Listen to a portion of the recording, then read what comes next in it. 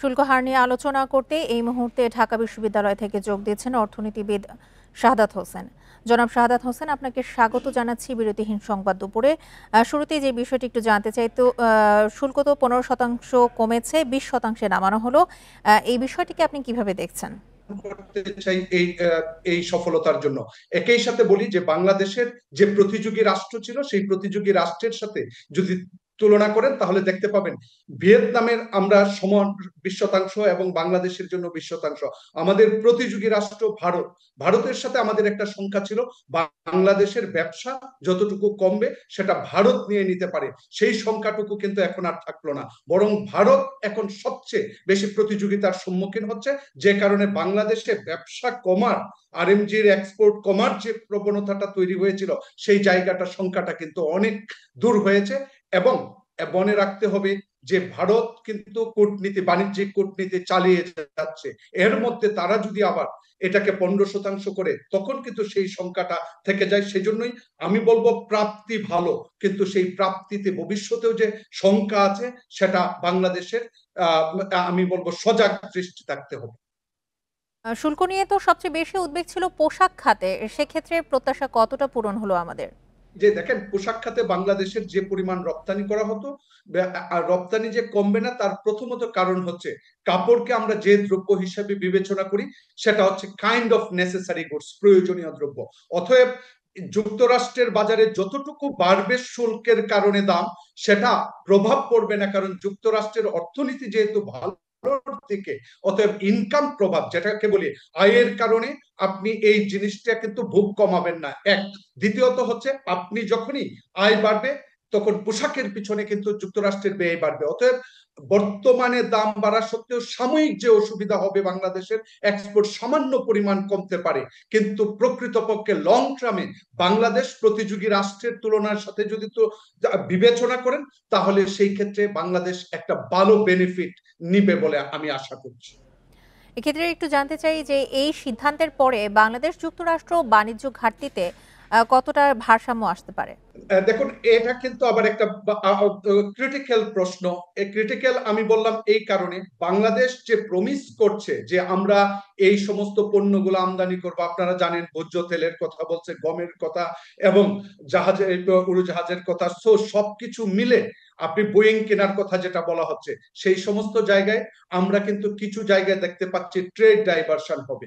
অতএব আমরা বর্তমানে যে সকল রাষ্ট্রের সাথে বাণিজ্যিক গভীর সম্পর্ক রয়েছে সেই সমস্ত জায়গা থেকে, সেই সমস্ত রাষ্ট্র থেকে যখন বাণিজ্য সরিয়ে নিচ্ছেন, অতএব সেই জায়গাটাকে আপনি কিভাবে সুসংহত রাখবেন, এইখানে আবার কোনো ধরনের অনিশ্চয়তা আছে কিনা সেটাও কিন্তু বাণিজ্যিক কূটনীতিকদের মাথায় রাখতে হবে।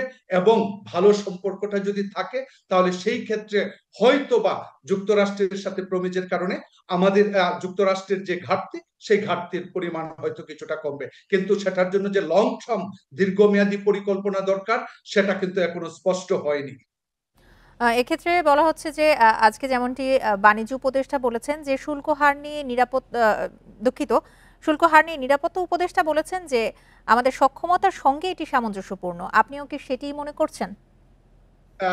দেখুন সক্ষমতার জায়গা যখন তুলনা করা হয় প্রতিযোগিতার ভিত্তিতে, তখন প্রতিযোগিতার ভিত্তিতে যদি বলেন এটা সত্য কথা যে আমাদের প্রতিযোগী ভিয়েতনাম, ইন্ডিয়া, পাকিস্তান, শ্রীলঙ্কা, এই সমস্ত রাষ্ট্রের সাথে তুলনা করলেন আমাদের কিন্তু সেই সক্ষমতার জায়গাটা রয়েছে যেটা বাংলাদেশের আরএমজি কে ক্ষতিগ্রস্ত করতে পারবে, এক্সপোর্ট ক্ষতিগ্রস্ত হবে, সেই জায়গাটুকু কিন্তু সংখ্যাটা আপাতত মুক্ত, কিন্তু সেটা ভবিষ্যৎ বাণিজ্য কূটনীতি বলে দিবে আসলে সেই জায়গায় বাংলাদেশ এখন যেভাবে ভূমিকা রাখতে পেরেছে ভবিষ্যতেও সেই জায়গাটা যদি প্রতিযোগিতার জায়গাটার সক্ষমতার জায়গাটা যদি ধরে রাখতে পারে তাহলে বাংলাদেশ একটা সার্টেন যে গেইন পাবে।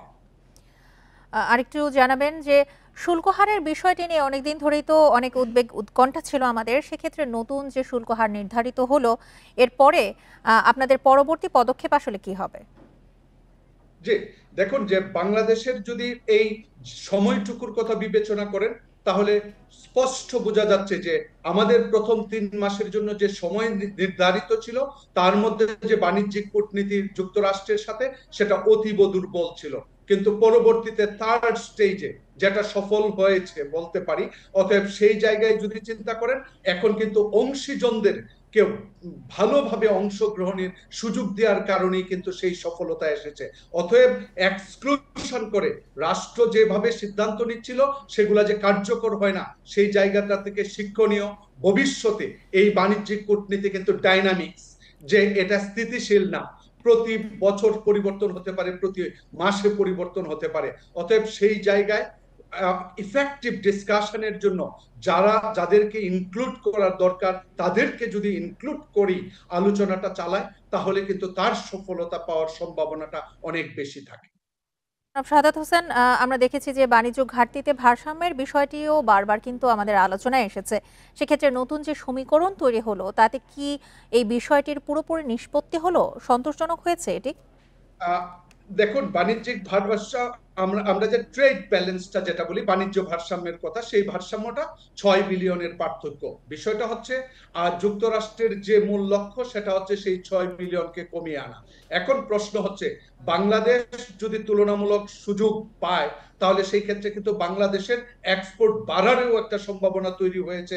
কারণ যখন 20% ভার্সাস আপনি যদি ইন্ডিয়ার কথা চিন্তা করেন 25%, অতএব এই জায়গা থেকে কিন্তু ডেফিসিট বাড়বে। তার মানে হচ্ছে যুক্তরাষ্ট্রের ডেফিসিট বাড়বে।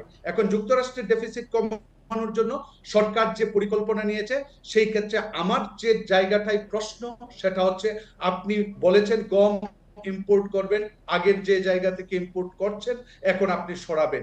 অতএব সরানোর কারণে ওই দেশের বাণিজ্যের ঘাটতি যদি আরো বেড়ে যায়। আরেকটা জিনিস হচ্ছে, যে দামে আমরা ইম্পোর্ট করব, আপনি যদি প্রত্যেকটা জিনিসের দাম দেখেন, গম প্রতি কেজিতে 20 থেকে 25 টাকা বেশি পড়বে।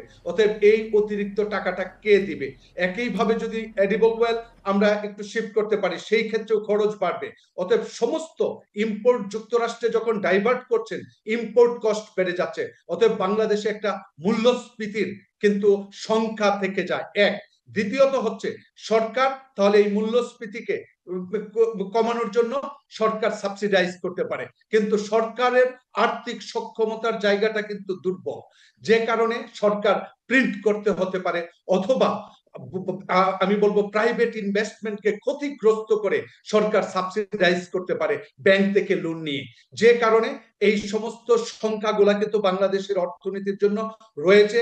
যখন আপনি পার্শ্ববর্তী রাষ্ট্র, কাছাকাছি রাষ্ট্র, তুলনামূলকভাবে কম খরচ দিয়ে ইম্পোর্ট করা রাষ্ট্র থেকে এই বাণিজ্য সরিয়ে যখন যুক্তরাষ্ট্রের বাণিজ্যে প্রবেশ করবেন, অতএব এই খরচটা রাষ্ট্র কিভাবে সামাল দিবে, সেটা যদি তার আর্থিক সক্ষমতা বাড়িয়ে, রাজস্ব বাড়িয়ে সরকার সেই সক্ষমতা পরিচয় দিতে পারে, তখন হয়তো বা ইনফ্লেশনের যে প্রেসার সেটা হয়তো আরেকটি বিষয় একটু আপনার কাছে ছোট করে জানতে চাই।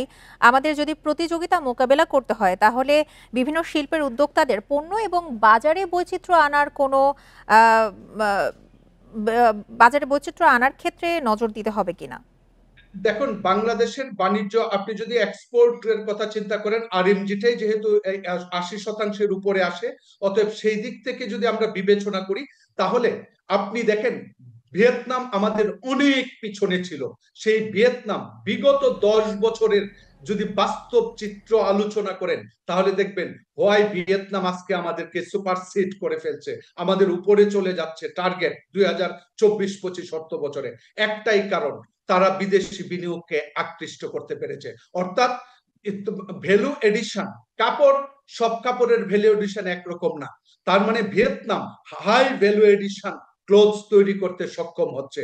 অতএব বাংলাদেশের এই সেক্টরটাকে যদি টিকিয়ে রাখতে হয়, তাহলে অবশ্যই প্রাইভেট ইনভেস্টমেন্ট, সেটা দেশি, প্লাস হচ্ছে ফরেন ডিরেক্ট ইনভেস্টমেন্ট। বিকজ আমরা ফোর্থ ইন্ডাস্ট্রিয়াল রেভলিউশনের কথা বলছি, যেটা কিন্তু টেকনোলজি ডিপেন্ডেন্ট। অতএব সেই জায়গায় আপনাকে কিন্তু হিউজ ইনভেস্টমেন্ট করলেই তখন কিন্তু আপনি লেবার ইন্টেন্সিভ শ্রমনিবিড় জায়গা থেকে আমরা মূলধন নিবিড় জায়গায় যেতে পারি। তার জন্য প্রয়োজন হিউজ ইনভেস্টমেন্ট। অতএব বিনিয়োগটাকে আমাদের সহজীকরণ করা দরকার, যেটা হচ্ছে বাংলাদেশের যে সুদের হারের কথা এখন আপনারা জানেন, সেই সুদের হার কিন্তু প্রকৃত পক্ষেই বেশি। শুধু গ্লোবাল ইন্টারেস্ট পৃথিবীর যদি সুদের হারের কথা চিন্তা করেন। অতএব সেই জায়গায় আরো যদি কন্ট্রাকশনারি মনিটারি পলিসি নেওয়া হয়, সেই ক্ষেত্রে কিন্তু জি। বাংলাদেশের বিনিয়োগের যে সংখ্যাটা না কাটালে ভবিষ্যতের সামনে প্রবৃদ্ধি সংখ্যা থেকে যায়, সেটা কিন্তু দূর করতে হবে বিনিয়োগের মাধ্যমে, সেটা দেশি বিনিয়োগ জি, এবং বিদেশি বিনিয়োগ। অবশ্যই। জনাব শাহাদাত হোসেন, আপনাকে অসংখ্য ধন্যবাদ আমাদেরকে সময় দেওয়ার জন্য।